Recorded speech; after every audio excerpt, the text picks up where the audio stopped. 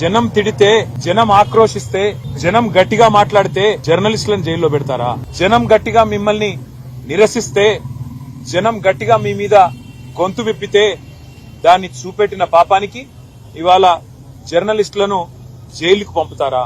ఒకరు ఇద్దరు కాదు.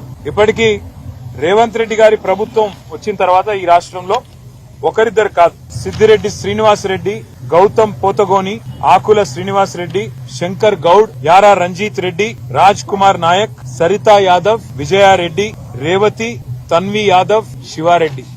అయితే వీళ్ళ మీద దాడులన్నా జరిగినాయి లేదా వీళ్ళందరినీ కూడా జైలుకి పంపించారు. ఇంత నికృష్టంగా కేవలం ప్రభుత్వం మీద ఉన్న అసహనం ఏదైతే ప్రజల్లో ఉందో, ప్రభుత్వం మీద ఉన్న అభిప్రాయం ఏదైతే ప్రజల్లో ఉందో దాన్ని అక్కడ మెయిన్ స్ట్రీమ్ మీడియా పట్టించుకోవట్లేదు కాబట్టి, ప్రధాన మీడియాని రేవంత్ రెడ్డి గారు మేనేజ్ చేస్తున్నారు కాబట్టి, వాళ్ళు చూపెడతలేరు కాబట్టి ప్రజలు ప్రత్యామ్నాయ మీడియా అయిన డిజిటల్ మీడియాలో తమ ఆక్రోశాన్ని వెలగక్కితే, రేవంత్ రెడ్డి భాషలోనే రేవంత్ రెడ్డికి ఆయన స్థానాన్ని గుర్తు చేస్తే ఇవాళ ఈ రకంగా మాట్లాడడం అనేది, ఈ రకంగా జర్నలిస్టులను జైల్లో పెట్టడం అనేది ఎంతవరకు మంచిదో ఆయన కూడా ఆలోచించుకోవాలి.